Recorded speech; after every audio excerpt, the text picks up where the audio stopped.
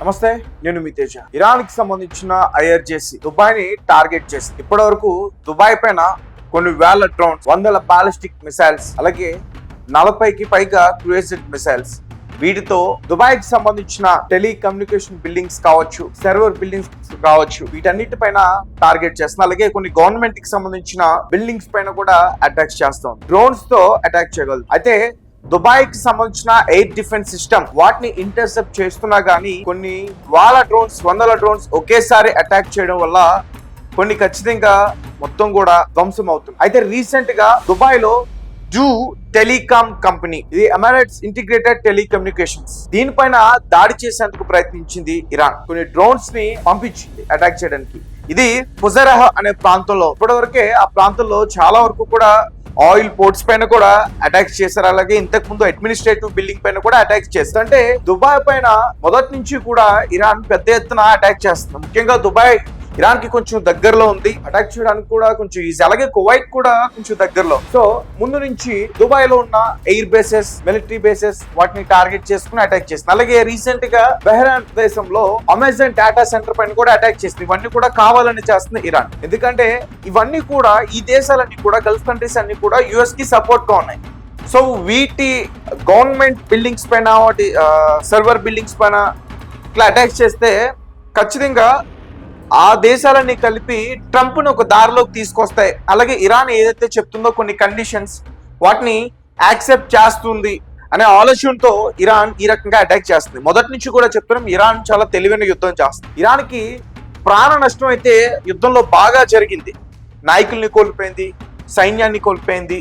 అలాగే ఇరాన్ ప్రజా పౌరులు, సివిలియన్స్ చాలా మంది ఉన్నారు, వాళ్ళందరినీ కూడా ఇరాన్ కోల్పోయింది. కానీ అంటే ఆయుధ దళాలు, ముఖ్యంగా ఆయుధ నిల్వలు, వీటినైతే మాత్రం పెద్ద ఎత్తున ఏమీ కూడా కోల్పోలేదు.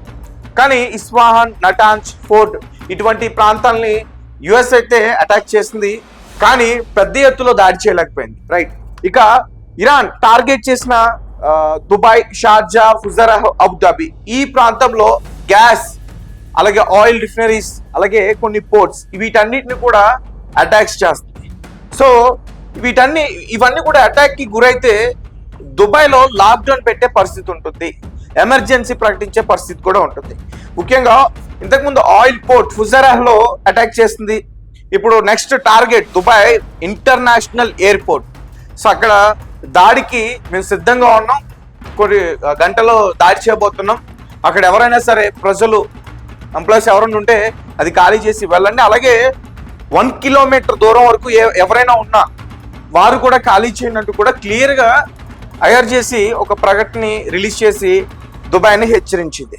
అలాగే డేటా సెంటర్స్, దుబాయ్కి సంబంధించిన డేటా సెంటర్స్ పైన కూడా డ్రోన్స్ తో అటాక్ చేస్తుంది. దుబాయ్కి సంబంధించిన ఎయిర్ డిఫెన్స్ సిస్టమ్ ఇంటర్సెప్ట్ చేస్తుంది, కానీ అన్నిటిని చేయలేకపోతుంది. అలాగే టెలికాం బిల్డింగ్స్, రీసెంట్ గా జూ అనే ఈ టెలికాం కంపెనీ పైన అటాక్ చేస్తుంది. ఇక యుఎస్ మిలిటరీ బేస్, అలాగే కొన్ని టవర్స్ అండ్ బిల్డింగ్స్, వీటన్నిటిపైన కూడా దుబాయ్ అటాక్ చేయడం వల్ల దుబాయ్ అడ్డుకుంటుంది. కానీ ఇరాన్ ఒకేసారి కొన్ని డ్రోన్స్ ని వదలడం వల్ల అన్నిటిని అడ్డుకోలేకపోతుంది, ధ్వంసం అయితే జరుగుతుంది. ఇక రీసెంట్ గా ఒకవేళ ఈ సర్వర్ బిల్డింగ్స్, ఈ జూ కంపెనీ, ఈ టెలికాం కమ్యూనికేషన్స్ పూర్తి స్థాయిలో కనుక అవి ధ్వంసం అయితే దుబాయ్కి చాలా ఇబ్బంది వచ్చే అవకాశం ఉంటుంది. ముఖ్యంగా మొబైల్ అండ్ ఇంటర్నెట్ కట్ అయ్యే అవకాశం ఉన్నాయి. కాల్స్ ఆగిపోతాయి, డేటా, ఇంటర్నెట్ ఇవన్నీ కూడా స్లో అయిపోతాయి. బ్యాకప్ ఉన్నా కానీ పనిచేయని పరిస్థితి ఉంటుంది. WhatsApp, banking apps, OTP services, UPI, ATM, POS ఇవన్నీ కూడా ఆగిపోతాయి. వీటితో పాటు స్టాక్ మార్కెట్ ట్రాన్సాక్షన్స్ కూడా ఆగిపోతాయి. సో నెక్స్ట్ వాళ్ళ టార్గెట్ ఇంటర్నేషనల్ ఎయిర్పోర్ట్స్ కాబట్టి ఎయిర్పోర్ట్ అండ్ ట్రావెల్, ఈ రెండు కూడా ఆగిపోతే ఖచ్చితంగా మన భారతీయులు కూడా చాలా ఇబ్బంది పడే అవకాశం ఉంటుంది. ఎందుకంటే చాలా మంది ఇక్కడి నుంచి దుబాయ్కి వలస వెళ్ళి కార్మికులు పని చేసుకుంటున్నారు. ఇప్పుడు వాళ్ళు ఎటు రాని పరిస్థితుల్లో ఉన్నారు. ఎందుకంటే టికెట్ల రేట్లేమో చాలా పెద్ద ఎత్తున పెంచేశారు. వాళ్ళేమో అక్కడ నుంచి కొన్ని వీడియోస్ బయటికి రిలీజ్ చేస్తున్నారు, మేము ఇక్కడ బాగానే ఉన్నాము, ఏం కాలేదు, ఇక్కడ మీడియా ఛానల్స్ వల్ల మా కుటుంబ సభ్యులు ఇంటి దగ్గర ఆందోళన చెందుతున్నారని కొంతమంది వీడియోస్ అయితే చేయడం జరుగుతుంది. అంటే మేము ఎందుకు దీని గురించి పదే పదే మేము చెప్పి ఎందుకు వివరిస్తున్నాం అంటే, ఇరాన్ కావాలని టార్గెట్ చేసి గల్ఫ్ కంట్రీస్ పైన పెద్ద మొత్తంలో దాడి చేస్తుంది. అంటే ఏ టైంలో ఎలా జరుగుతుందో మనకు తెలియదు. ఒకవేళ పూర్తి స్థాయిలో ఇంటర్నేషనల్ ఎయిర్పోర్ట్స్ అన్ని కూడా డ్యామేజ్ కాలేదు, కానీ వాటన్నిటిని మూసివేశారు. ఒకవేళ పూర్తి స్థాయిలో ఇంటర్నేషనల్ ఎయిర్పోర్ట్ డ్యామేజ్ అయి జరిగితే ఖచ్చితంగా రాకపోకలకి చాలా ఇబ్బంది అవుతుంది, లేదా టికెట్ రేట్లు ఇంకా చాలా పెరుగుతాయి. సో అలాగే ఈ మిసైల్స్తో అటాక్ చేయడం వల్ల ఆ మిసైల్స్ను దుబాయ్ ఇంటర్సెప్ట్ చేసినా కానీ ఆ డెబ్రిస్ ఆ శకలాలు పడి కూడా కొంతమంది చాలా మంది ప్రాణాలు కోల్పోతున్నారు. రీసెంట్గా మన భారతీయులు 10 మందికి పైగా చనిపోయారు. అసలు యుద్ధంతో భారతీయులకి సంబంధం ఉందా?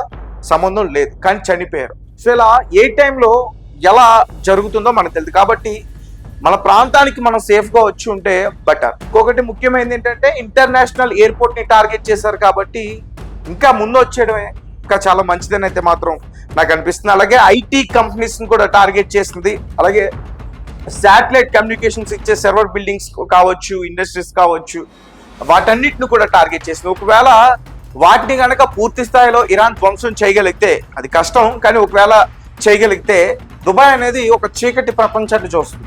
మొత్తం అంటే కమ్యూనికేషన్స్ కట్ అయిపోతే ఒకరి నుంచి ఒకరికి ఎటువంటి కాల్స్ కానీ, మెసేజెస్ కానీ, వాట్సాప్ కానీ, ఇతర వేరే యాప్స్ ద్వారా కానీ కమ్యూనికేషన్స్ లేకపోతే నిజంగా ఒక చీకటి ప్రపంచంలోకి వెళ్ళినట్టు. అలాగే చాలా చాలా ముఖ్యమైనది ఈ కమ్యూనికేషన్స్కి సంబంధించి రాడార్ సపోర్ట్ ఏవైతే ఉంటాయో, అలాగే ముఖ్యంగా ఈ ఎయిర్పోర్ట్లో సిస్టమ్స్ కావచ్చు, సిగ్నల్స్ కావచ్చు, రాడర్స్ ద్వారా సిగ్నల్స్ని ఇవన్నీ కూడా తెచ్చుకునే ప్రయత్నం చేస్తారు.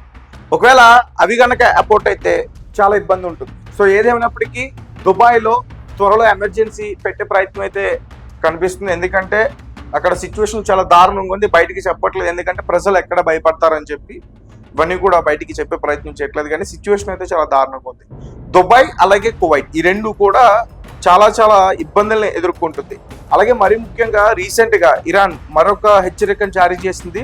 పవర్ ప్లాంట్స్ అలాగే డిసాలినేషన్ ప్లాంట్స్, పవర్ ప్లాంట్స్ని టార్గెట్ చేసి ధ్వంసం చేస్తే కరెంట్ రాదు, పవర్ సప్లై ఆగిపోతుంది, ఇండస్ట్రీస్ అన్ని క్లోజ్ అయిపోతాయి. అలాగే డిసాలినేషన్ ప్లాంట్స్ని కనుక అటాక్ చేసిందంటే ఆల్రెడీ అటాక్ చేస్తుంది, డ్రోన్స్తో అటాక్ చేస్తుంది, కానీ యుఏఈ డిఫెన్స్ ఇంటర్సెప్ట్ చేస్తుంది. అవి కూడా ఎఫెక్ట్ అయితే వాటర్ ఉండదు. అవన్నీ కూడా డెజర్ట్ ఏరియాస్ కాబట్టి అక్కడ మనలాగా నదులు అవన్నీ గోదావరిలో ఉండవు. ఆ సముద్రపు నీరునే ప్యూరిఫై చేసుకుని దాన్ని వాళ్ళు తాగుతూ ఉంటారు. 90% వరకు కూడా పీపుల్ అదే ఆ వాటర్ని తీసుకుంటారు.